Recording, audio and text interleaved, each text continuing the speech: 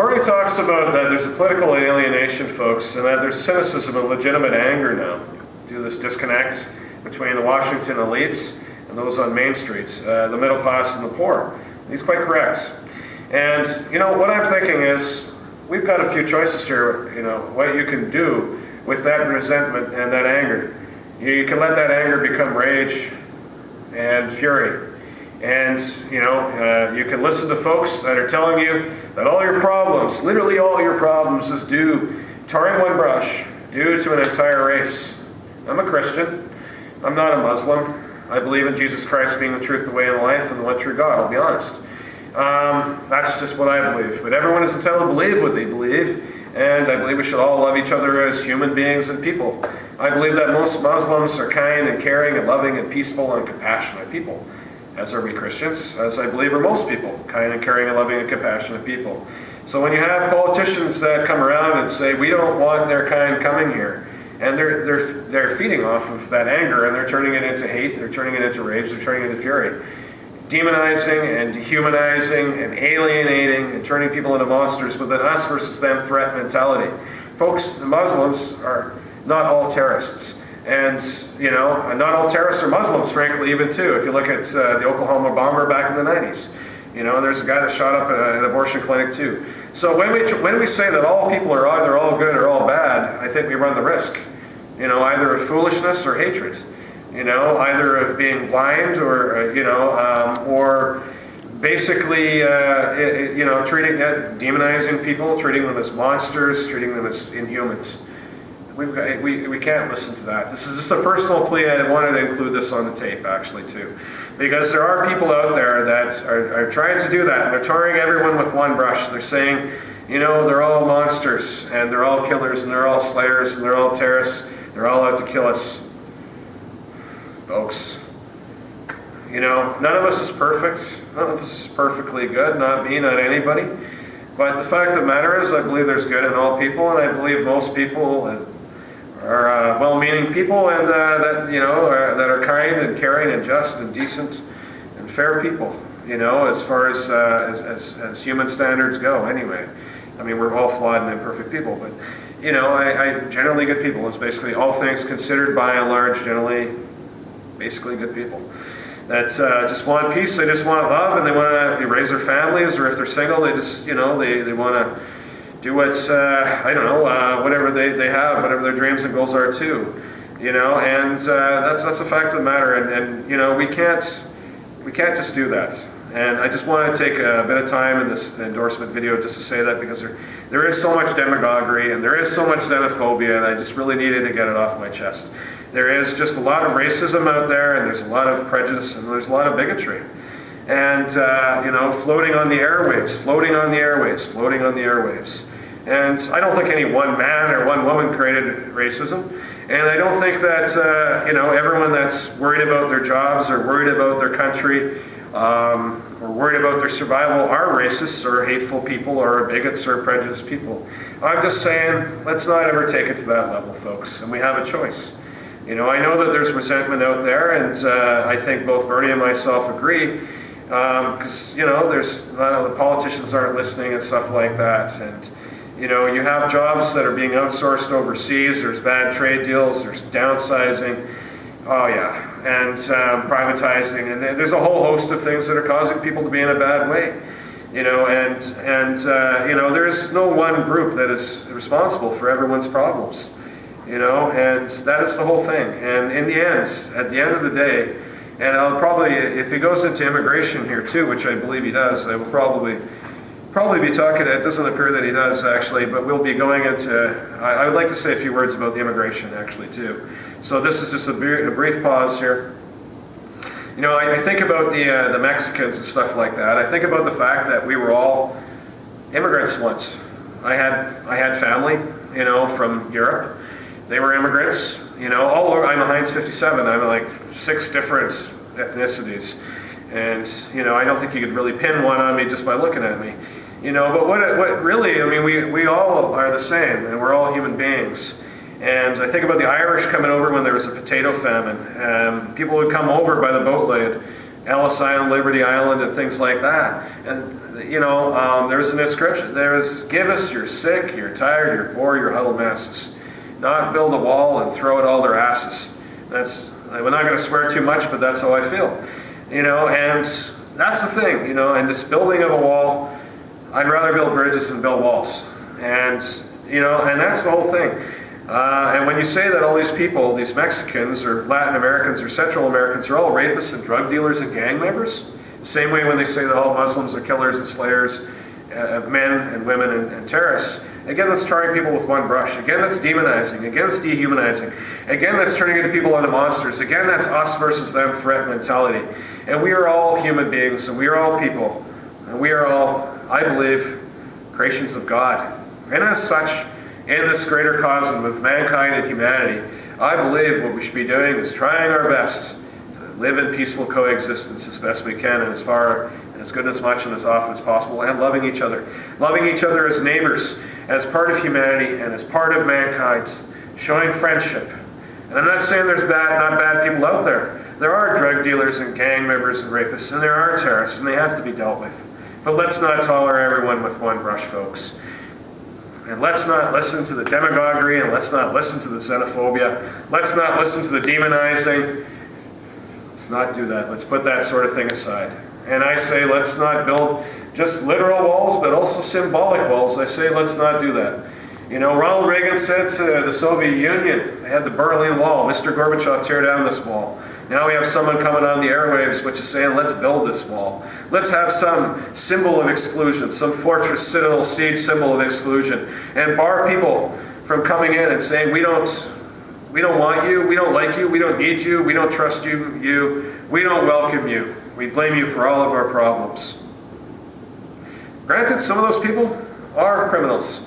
Granted, some of them are problems, and they have to be dealt with. Same as with those that are actually terrorists and militants and Islamic fundamentalists and Islamic radicals and, you know, people like that, terrorists, jihadists, you know, and real criminals and stuff like that. That's a criminal issue.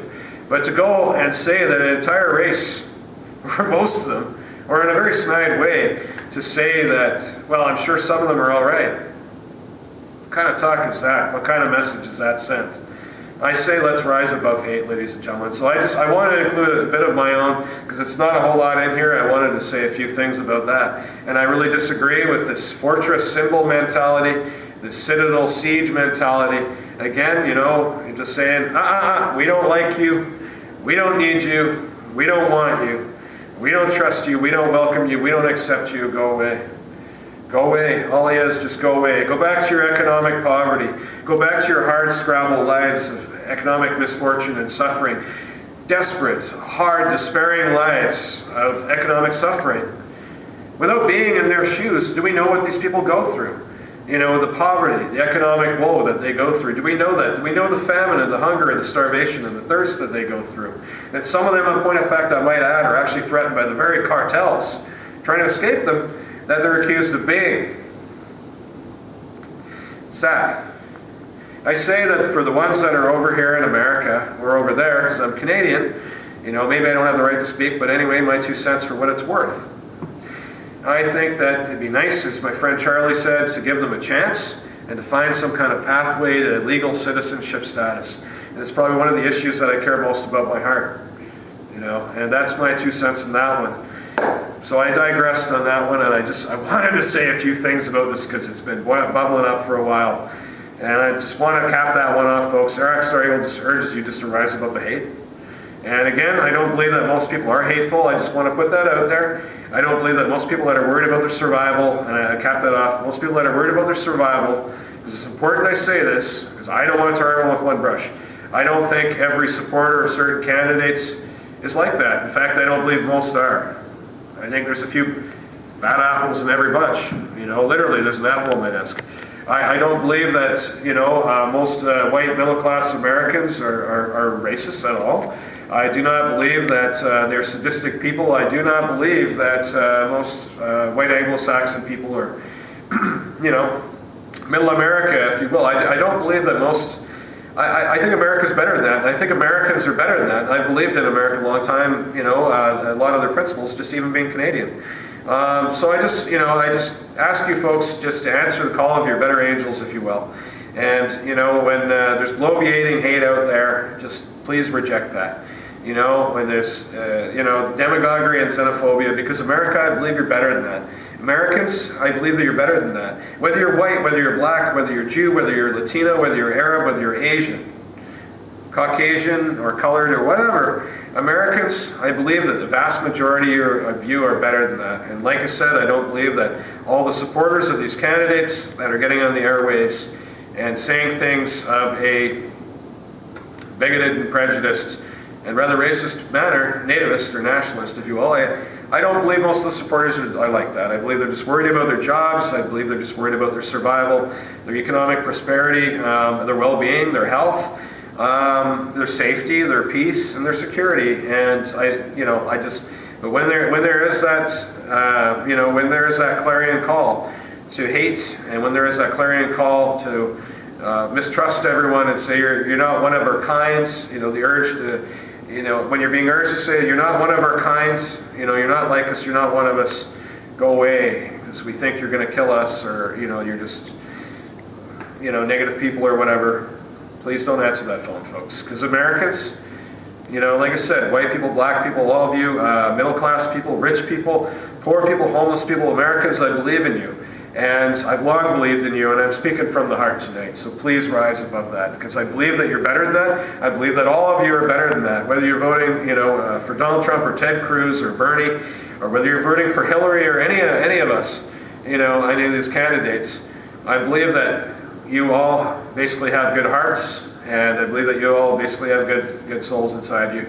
And just please, please resist the urge for fury and rage, and don't if there's hatred out there and it's phoning you, just please don't answer that phone, because I believe that you're better than that.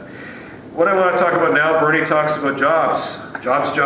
It begins with jobs. If we're truly serious about reversing the decline in the middle class, we need a major federal jobs program. And yeah, we do, and it puts millions of Americans back to work at decent paying jobs.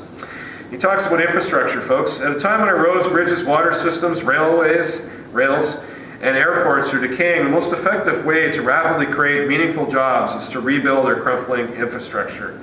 We need to invest, folks. And that's the thing. We really need to invest in our infrastructure. And he says this legislation would create and maintain at least 13 million good-paying jobs, while making our country more productive, efficient, and safe. And he promises us as president that he'll lead the legislation into law. It's about time that we invested in the infrastructure. I don't have a whole lot more to add to that one. For myself, that's very, very self-explanatory. If we have no investment in infrastructure, things are just going to crumble. We're going to be left with ruin and rubble.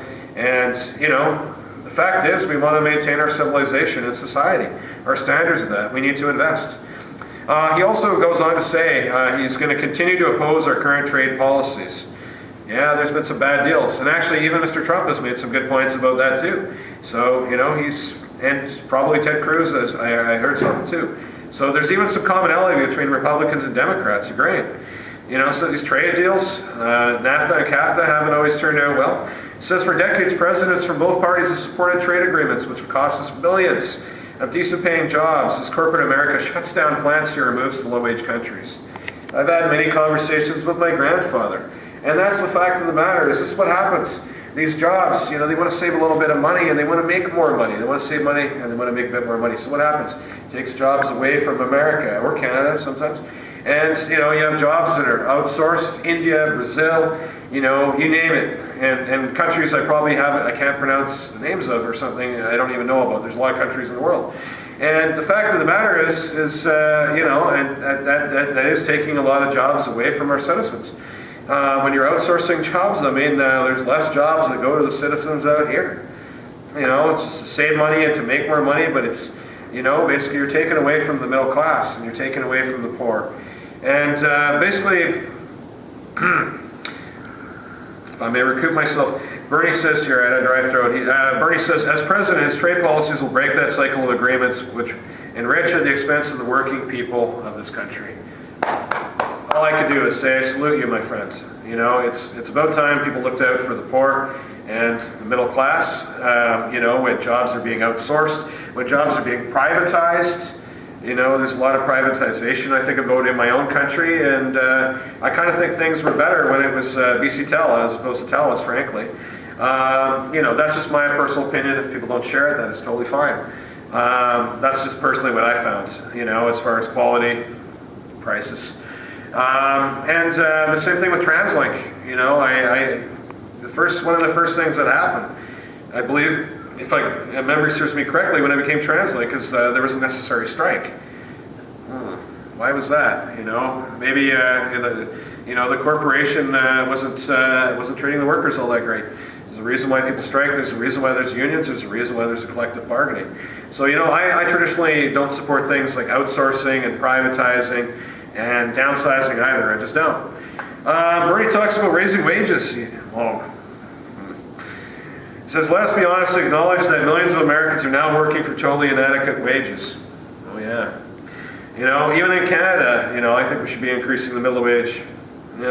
Here's looking at you kids in government, Anyway, the current federal minimum wage of $7.25 an hour is a starvation wage, he says. It must be raised.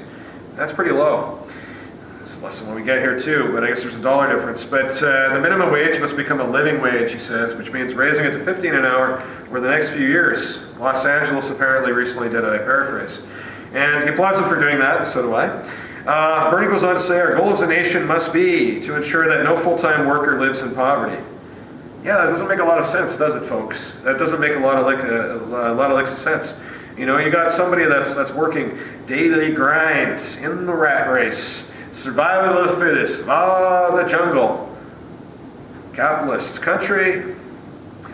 And I'm not hateful of capitalists or anything like that, or capitalism, but often there is inequities. And between the hours that people are working really, really hard jobs, slaving themselves to the bone, and they're not getting a whole lot of recompense for that.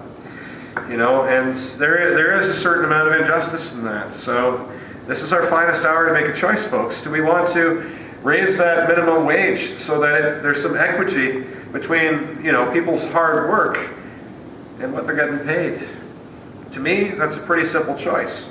And I like this one. Bernie says, further, we must establish pay equity for women workers. And I got a fancy hat here. It's random. Anyways, he says it's unconscionable that women earn 78 cents on the dollar compared to men who perform the same work. Why? In the 2000s, we're at 2016 now? Women are getting paid less. Gloria Steinem and a lot of the feminists, and I'm a feminist, I believe in equality between the sexes. Equality of opportunity and equality of pay. Equality when it comes to voting, basically equality. Not superiority or anything like that. I'm not one of those folks. I don't think most mainline feminists are like that either. I really don't. They really mean equality.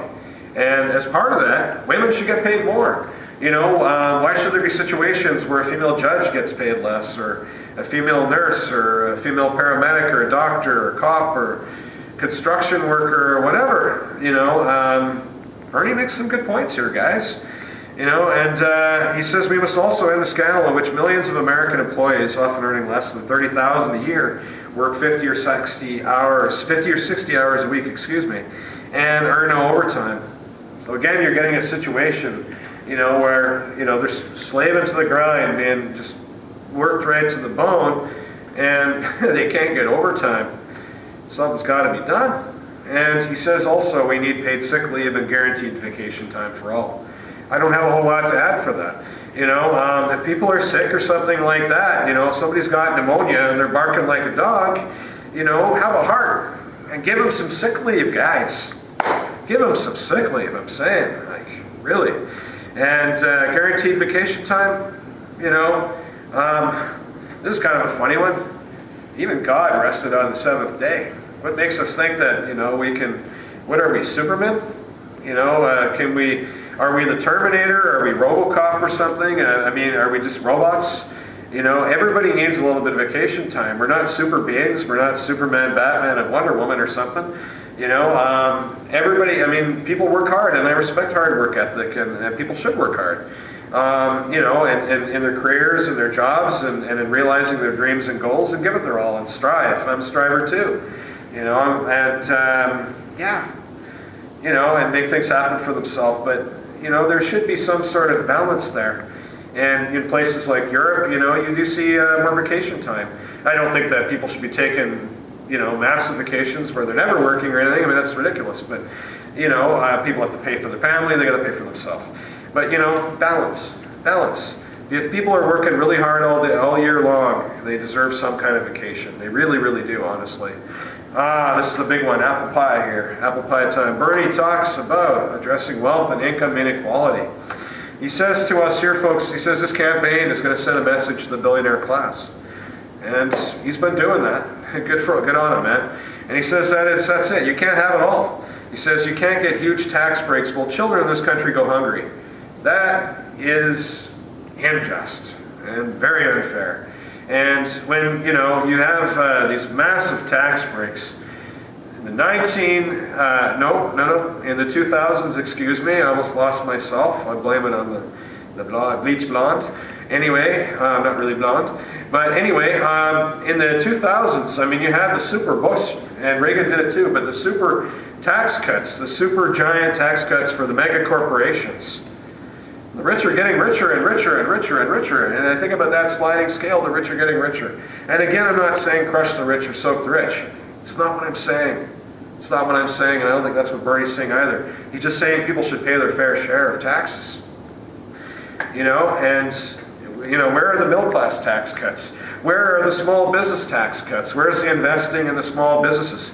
Where is the investing in the small businesses? Well, the corporations are just eating up all the power and eating up all the wealth in society.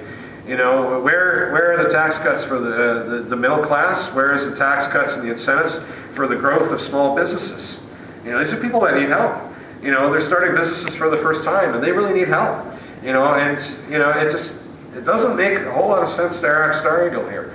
And there's super tax cuts, for the power brokers. And man,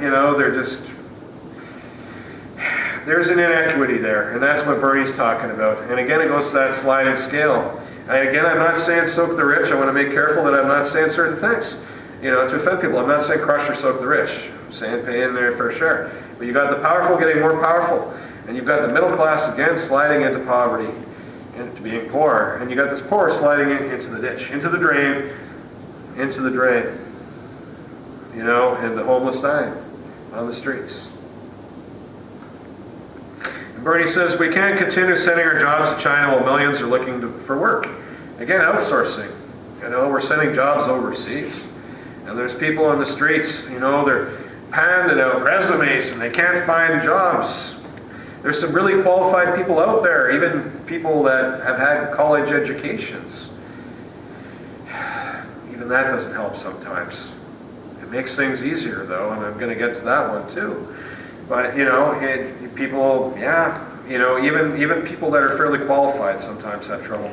Much less people that maybe they haven't had enough education. So really, and they're sending jobs overseas. Well, people here are just struggling and totally. And Bernie says you can't hide your profits in the Cayman Islands and other tax havens. Well, there's massive unmet needs in every corner of this nation. He's right, folks.